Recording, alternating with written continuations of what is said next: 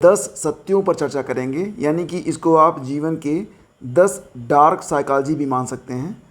पूरा वीडियो आप लोग ध्यान से देखिएगा, आपको मज़ा आ जाएगा और लास्ट में आपको एक ऐसा कॉन्फिडेंस मिलेगा कि आप यूँ कहेंगे सर कि ऐसा वीडियो तो मैंने पहले देखा नहीं।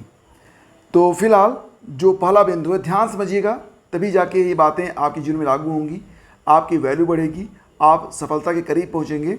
और यकीन मानिए कि ये सारी चीज़ें मैंने खुद आजमाई हुई हैं, तब मैं आपके साथ शेयर कर रहा हूँ, तो बहुत ही इंपॉर्टेंट है। पहली बात ये कि जब किसी से बात करें, ठीक है, ये सबसे इंपॉर्टेंट है। कम्युनिकेशन स्किल जो है दुनिया की सबसे ज़बरदस्त और सबसे इंपॉर्टेंट स्किल है। अगर आपको बात करना आ गया तो समझ लो कि दुनिया जहान आपने जीत लिया।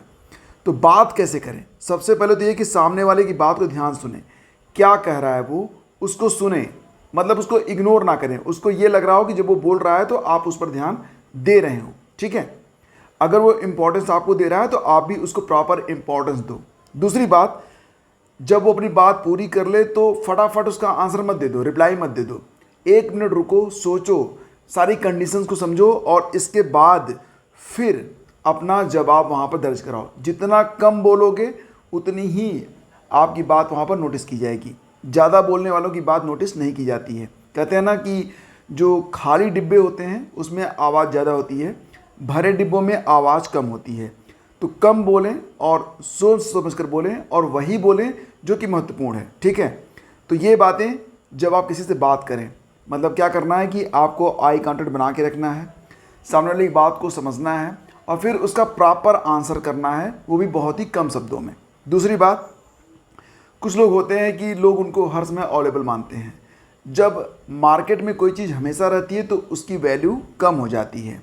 तो कुछ समय के लिए अनअवेलेबल भी रहें, मतलब हमेशा अवेलेबल ना रहें। इससे क्या होता है कि लोग आपकी वैल्यू करना छोड़ देते हैं।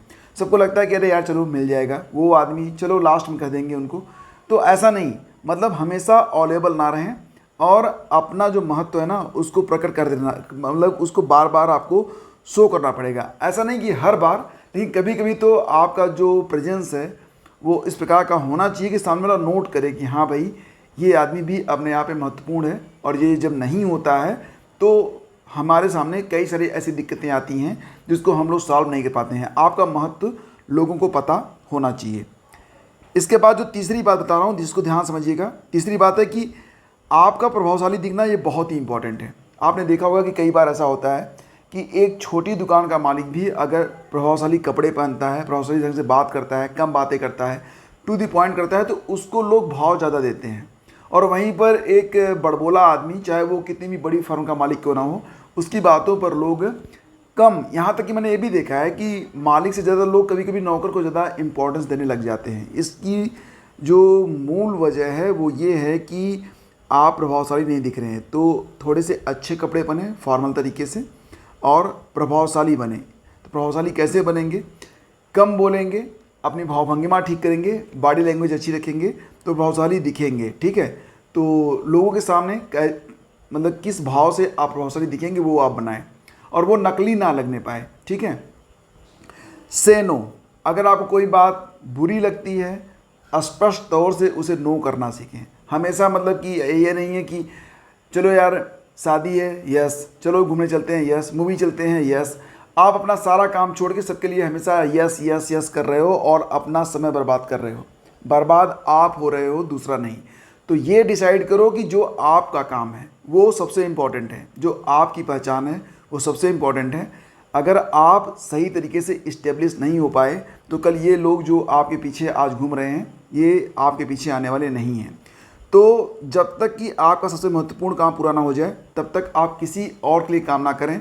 स्पष्ट तौर से नो करना सीखें, मना करना सीखें, ये बहुत ही इंपॉर्टेंट है।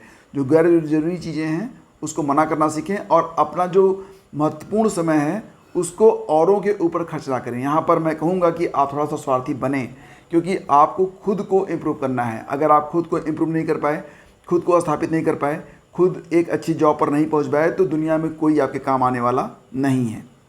इसके बाद देखिए, किसी के भरोसे किसी की उम्मीद पर ना रहें। देखो, मैं एक पर्सनल आपको अपना एक्सपीरियंस बताता हूँ।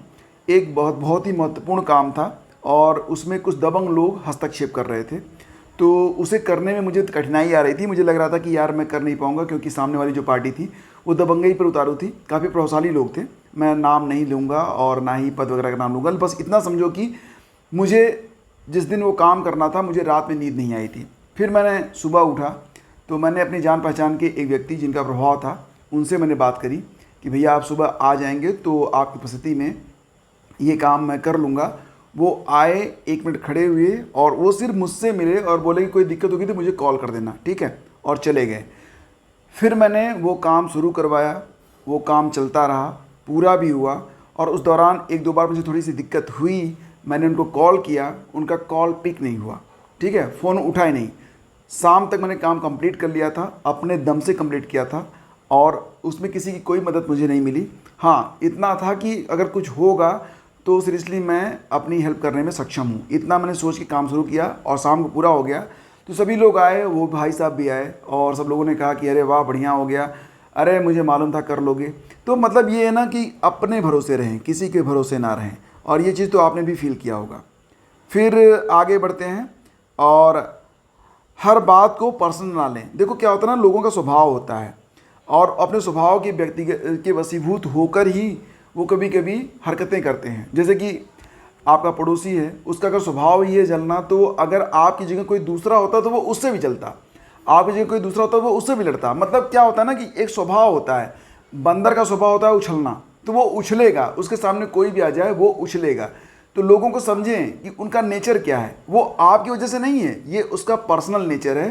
तो बस ये चीज़ें उसी तक रहने दो, ठीक है। उसको अपने पर व्यक्तिगत ना लो कि ये मेरी वजह से है, नहीं, वो आपकी वजह से नहीं है, ये उसका व्यक्तिगत है, ये उसका नेचर है, वो करेगा। आपको क्या करना है, देखो महर्षि वाल्मीकि ने एक बात कही थी कि अगर आप एक अति क्रोधी और महापागल व्यक्ति के सामने अपना आपा खो देते हैं और संयम नहीं बरतते हैं तो दोनों का सर्वनाश निश्चित है। तो महर्षि वाल्मीकि ने ये बात कही है तो निश्चित रूप से बड़ी बात होगी। तो यहाँ पर आपको किसी बात को पर्सनल नहीं लेना है। आपको अगर क्रोध आ भी रहा है ना तो उसको योजना बना के, मतलब शांत चित्त होके ही आपको उस पर उसका विरोध करना है, उसका उपाय सोचना है। कभी भी ना हाथ पैर और जुबान की लड़ाई तो लड़ना ही नहीं है, ठीक। इसके बाद आगे बढ़ते हैं। जब आप समस्याओं पर ध्यान केंद्रित करते हैं, जब आपको लगती है कि समस्याएं बहुत बढ़ गई हैं, तो ये वाकई एक समस्या से दूसरी समस्या, दूसरी से तीसरी समस्या। कभी कभी तो आपने ये भी फील किया होगा कि भूतकाल की घटनाएं जो कि बिल्कुल बीत चुकी हैं, जिनका कोई अस्तित्व नहीं है, उसको आप गंभीरता से सोचना शुरू कर देते हैं तो आपको क्रोध आने लगता है, आप कांपने लगते हैं, आपका जो मन होता है ना ये चीज़ों को वास्तविक मान लेता है। आप जब सपने देखते हैं कभी कभी डरावने, तो आपकी जो हार्ट बीट होती है वो उतनी बुरी चलती है जितनी कि रियलिटी में अगर आप देखते हो तो होता। तो मतलब ये है कि जब आप समस्याओं पर ध्यान केंद्रित करते हैं तो समस्याएं और विकट बन जाती हैं। जब आप संभावनाओं पर सोचते हैं तो आपको अवसर और अधिक मिलते हैं। लॉ ऑफ अट्रैक्शन यहाँ पर पूरा काम करता है। मतलब जो चीज़ आप अपने जीवन में लाना चाहते हैं वो चीज़ बराबर काम करती है। तो अगर आप अच्छाई के बारे में सोचेंगे तो अच्छी चीज़ें होंगी, बुराई के बारे में सोचेंगे बुरी चीज़ें होंगी। एग्जैक्टली क्या है ना, मैंने कहीं पढ़ा था, लिखा हुआ था कि जो चीज़ बिल्कुल त्याज्य है, मतलब उसको त्याग करने के लिए बिल्कुल वो उसको छोड़ देना ही बेहतर है, तो वो सोचने योग्य भी नहीं है, ठीक है। फिर आगे बढ़ते हैं। और जब आप जिस दर्द को सहकर आगे बढ़ रहे हैं, प्रेजेंट टाइम में आपकी जो मुश्किलें हैं, आपकी जो परेशानियां हैं, जिस दर्द से आप गुजर रहे हैं लेकिन फिर भी संघर्ष कर रहे हैं आगे बढ़ने के लिए, तो ये चीज़ें आपको मजबूत बना रही हैं, इतनी मजबूत बना रही हैं कि जिसने उस दर्द को नहीं सहा है ना, वो उन स्थितियों में सर्वाइव ही नहीं कर पाएगा जिन स्थितियों में आप सर्वाइव कर रहे हैं। देखो मैं आपको थोड़ा सा बताता हूँ यहाँ पर जो एंटी स्नेक वेनम बनता है, कैसे बनता है। देखो क्या होता है ना, एक घोड़ा होता है और उसको सांप का जहर दिया जाता है, मतलब सांप का जहर घोड़े को लगा दिया जाता है। घोड़ा कमज़ोर हो जाता है, बीमार हो जाता है, कुछ दिनों के बाद वो ठीक हो जाता है, तो उसको दोबारा से इंजेक्शन दिया जाता है, फिर तिबारा दिया जाता है। और फिर एक समय ऐसा आता है कि उस घोड़े का जो ब्लड होता है उसको निकाल कर उसका जो एंटीजन बनता है उसको निकाल लिया जाता है और वही एंटी वेनम बनकर अस्पताल में आ जाता है। जब किसी को सांप वगैरह काटते हैं तो वही उसको लगाया जाता है। तो मतलब कि ये जो दर्द है ना, ये दर्द आपके अंदर एक ऐसा एंटीजन पैदा कर देगी कि आगे चलकर ये समस्याएं आपको परेशानी नहीं कर पाएंगी। तो समस्याओं से जूझ कर आगे बढ़ेंगे तो छोटी छोटी समस्याएं तो आप इग्नोर करना सीख ही जाएंगे। तो बेहतर है कि आप जिस भी दर्द को सह रहे हैं उस दर्द में भी आगे बढ़ने की जो आपकी चाहत है ना, उसको बिल्कुल भी नहीं छोड़ना है, ठीक है। ये चीज़ आपको आगे बढ़ाएगी। और अगर आप अपने मुंह पर कंट्रोल नहीं रख पाते हैं, सबसे लास्ट और सबसे इम्पॉर्टेंट बात मैं आपको बता रहा हूँ ये ज़रूर लागू करना अपने ऊपर कि अगर आप अपने मुंह पर कंट्रोल नहीं रख पा रहे हैं तो यकीन मानिए कि अपने जीवन और भविष्य पर भी आप कंट्रोल नहीं रख पाएंगे।